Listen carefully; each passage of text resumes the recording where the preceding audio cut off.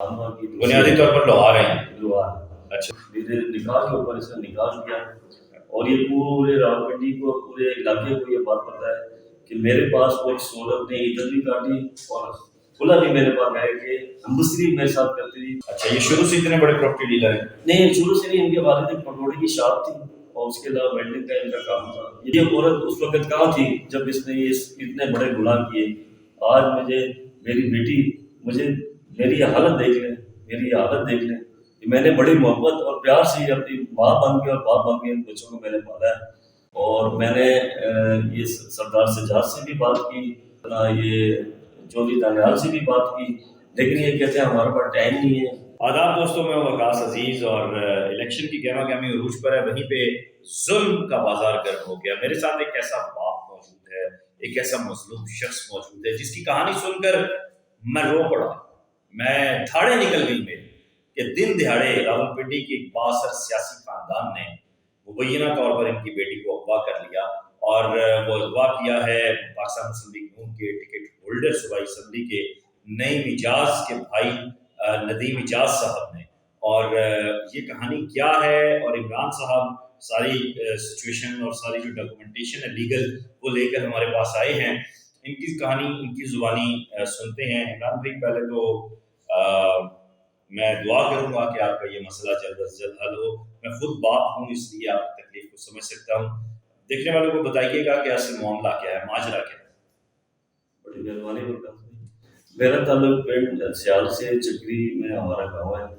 میری شادی 2002 میں ہوئی جہاں پائی گئی اور شادی کو 10 سال گزرنے کے بعد میرے ساتھ ایک بہت بڑا حادثہ کیا جس کا نام ہے ندیم اجاز. ندیم اجاز. شادی آپ کی کس خاتون سے ہوئی؟ قمر سلطانہ نام ہے اس کا. اچھا. تو اس کے ساتھ میری شادی ہوئی. پھر میری زندگی گزر رہی تھی اچھے طریقے سے, ہم زندگی گزار رہے تھے. اس کے اندر ندیم اجاز انٹرفیئر ہوا. ندیم اجاز کیسے آپ کو جانتا تھا, کیسے انٹرفیئر ہوا؟ ایسے تو نہیں نام. ہم ایک ہی گاؤں کے تھے, ایک ہی گاؤں کے رہنے والے تھے اور ہم اسٹاف پہ ان کی شاپ تھی, میں ان کی شاپ سے دروازے بنوانے کے لیے جاتا تھا. اس نے مجھ سے وہاں پہ سلام ہوا کی. بنیادی طور پر لوہار ہیں. لوہار. اچھا. انہوں نے پھر اس ویلڈنگ دکان کی لوہار ہی ہے. اس نے پھر وہاں سے میرے ساتھ جو ہے اسٹارٹ کیا دوستی یاری کا. پھر اس نے میرے گھر کے اندر گھسا اور میرے ساتھ دھوکے بازی کی. میرے نکاح کے اوپر اس نے نکاح کیا اور یہ پورے راولپنڈی کو پورے علاقے کو یہ بات پتہ ہے کہ میرے پاس کوئی عورت نے عزت بھی کاٹی اور کھلا بھی میرے پاس ہے کہ ہمدردی میرے ساتھ کرتی تھی. دوسری دن عدالت سے یہ بندے لے کے آئے, میری والدہ کو اٹھا کے لے کے 4 سے گھر میں لگائی انہوں نے. یہ 2014 کا واقعہ. میرا والدہ کو کیوں اٹھایا؟ والدہ کے اوپر اس نے کہا کہ جی جبرن رکھی ہوئی ہے, ساس نے یہ جبرن رکھی ہوئی. تو ایسا کوئی بات نہیں تھی اور ہمیں اس وقت پتہ چلا. مجھے ایک بات کی سمجھ نہیں آئی کہ ڈیورس آپ سے لی اور عدت بھی آپ کے پاس کاٹی. میرے پاس کاٹی. یہ کیا وجہ؟ یہ اس نے اس کا خاندان تھا, میرے سسر اس وقت وفات پا گئے تھے. ایک ساس تھی, یہ وہاں پہ بھی نہیں جاتی تھی, اس کو بہن بھائیوں کا ڈر تھا. اور ندیم نے بہت بڑا. آپ کی لو میرج تھی یہ؟ نہیں, ارینج میرج تھی. گاؤں میں رہتے تھے. تو وہ قمر سلطانہ صاحبہ کس علاقے کی؟ وہ بھی پنڈ سیال کی, ہم بھی پنڈ سیال کی. جو ندیم اجاز نعیم اجاز ہے وہ بھی اسی گاؤں کی. اچھا, یہ شروع سے اتنے بڑے پراپرٹی ڈیلر ہیں؟ نہیں شروع سے نہیں. ان کے والد ایک پٹوڑی کی شاپ تھی اور اس کے علاوہ ویلڈنگ کا ان کا کام تھا. یہ پیسہ انہوں نے ان کو وہ سار نذیر ہے جو ان کو سپورٹ کر رہا ہے, ان کو آج عروج پہ لے گیا اور عروج پہ لے جا کے یہ پورے ہمارے علاقے کے لوگوں کی زمینوں کو قبضہ کرتے ہیں اور ان کو تنگ کرتے ہیں. ان کے اوپر مرڈر کیسز ہیں, ان کے اوپر پراپرٹی کیسز ہیں مختلف. آپ بے شک ان کو دیکھ لیں, چیک آؤٹ کر لیں. ابھی اس نے NDA-10 سے الیکشن کے لیے ٹکٹ ہولڈر یہ بنا ہے اور ٹکٹ ہولڈر بننے کے بعد یہ ابھی اور اسٹرانگ ہونا چاہتا ہے کہ مزید زیادہ لوگوں کے ساتھ کریں. تو میرے اب باقی بات بعد میں, آپ نعیم اجاز صاحب کے پاس گئے, آپ نے ان سے ان کو ڈسکس کیا کہ آپ کے بھائی نے میری بیٹی کے ساتھ یہ کیا؟ جی, میں, میری والدہ, میرے بھائی, ہم نعیم اجاز کے آفس میں گئے. انہوں نے اس وقت ان کو ٹکٹ ملا ہوا تھا, اسٹارٹ تھا ٹکٹ کا. انہوں نے ٹکٹ لیا, انہوں نے ہمیں اندر بٹھا کے کہا کہ باہر آپ نے کوئی بات نہیں کرنی, میں آپ کو 2 دن کے اندر اندر آپ کی بچی آپ کے ہینڈ اوور کروں گا. تو اور باہر آپ نے کسی سے بات نہیں کرنی. میرا بھائی نے اپنی بچی لائی تو ہم اس بچی کو واپس کریں گے. آپ اس گندگی جس کا نام قمر سلطانہ ہے, اس کے بھائی نے مجھے کہا یہ گندگی آپ نے اس وقت ختم کر دینی تھی جب یہ انہوں نے آپ کے ساتھ زیادتی کی. تو میں نے کہا آپ کے بھائی نے کیوں گلے لگایا, میں نے ہی ختم کری تو آپ کے بھائی نے کیوں اس طرح کیا میرے ساتھ. نئی مجاز نے ہمیں ریفیوز کیا, نمبر بند کر دیے اور ہم سے رابطہ نہیں کیا.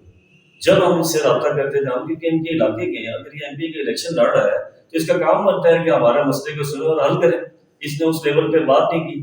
اس کے بعد اس کے بھائی جب میری بچی کو یہ اغوا کر کے لائے, اس کے بھائی جو ندیم ایجاد ہے کہتا ہے جی میرا کوئی تعلق نہیں اس کام سے, میں اس کام میں ہوئی نہیں, میرے کو 6 مہینے شادی کی ہوئی اور میرے آپ کے بچوں سے کوئی تعلق نہیں ہے, وہ ان کی ماں کو کر رہی مستیاں. تو میں نے کہا ان کی ماں اس وقت کدھر تھی جب 17 سال سے میں اپنی اولاد پال رہا ہوں. اور میں نے اچھا بچے شروع سے آپ کے پاس ہی ہیں؟ جی میرے پاس شروع سے. یہ تو بہت بڑا ظلم ہے, بہت بڑی زیادتی ہے. کیا کوئی گارڈین شپ کوئی لیگل ورک ہے اس کا؟ جی میرے پاس یہ آپ کے ساتھ میں سارے ڈاکومنٹس لے کے ہیں. یہ میرے پاس 2018 کی گارڈین شپ موجود ہے.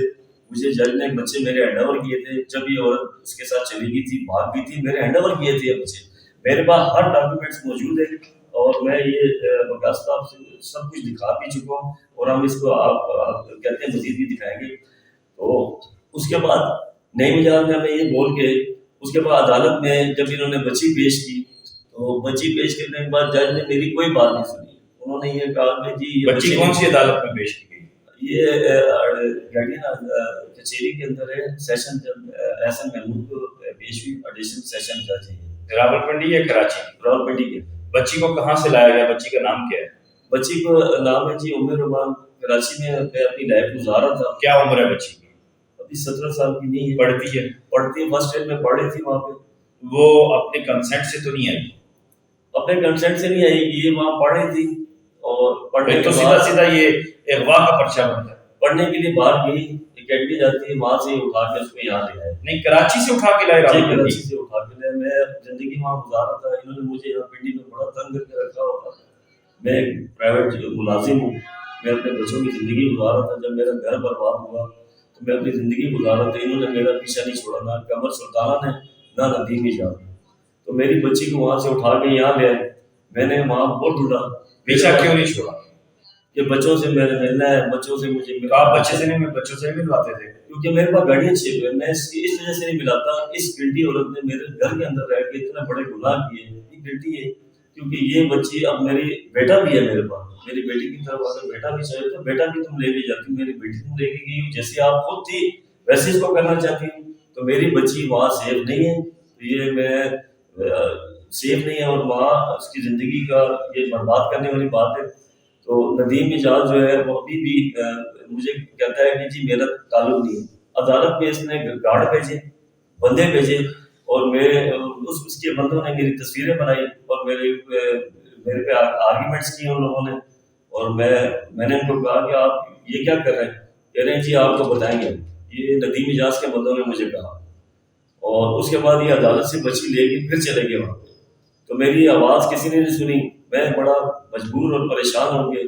میں نے یہ ابھی یہ راستہ جو اختیار کیا ہے, اب وہ سچ کی یہ بات کرے, اگر وہ 17 سال پہلے کہاں تھی اور اب بچی کے اوپر وہ اتنا بڑا یہ. اچھا یہ یہاں پہ ہوا. اب یہ معاملہ جہاں تک میں سمجھا ہوں, بچی نے عدالت میں بیان دیا ہے, چاہے وہ زبردستی دلوایا گیا یا اس نے اپنی خوشی سے دیا, یہ معاملہ تو قانونی طور پر ہی حل ہو سکتا ہے.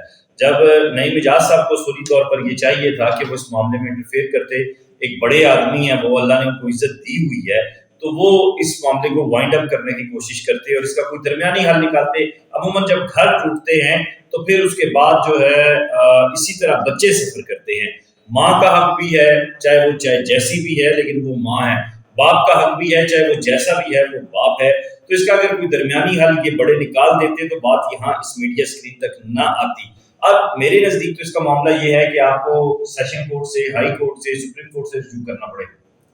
میں ہائی کورٹ میں بھی جاؤں گا اور قاضی عیسیٰ صاحب چیف جسٹس جو پاکستان سے بھی مطالبہ کرتا ہوں, آپ کی چیف سے بھی مطالبہ کرتا ہوں کہ میری بچی میرے حوالے کی جائے. میں اپنی بیٹی کے لیے جتنے بھی ایفرٹ ہو سکے میں لڑنے کے لیے تیار ہوں اور میں اس بات پہ پیچھے نہیں ہٹوں گا. میں نے اپنی اولاد کو بڑی محنت سے پالا پوسا اور اکیلے اپنے سر کے اوپر.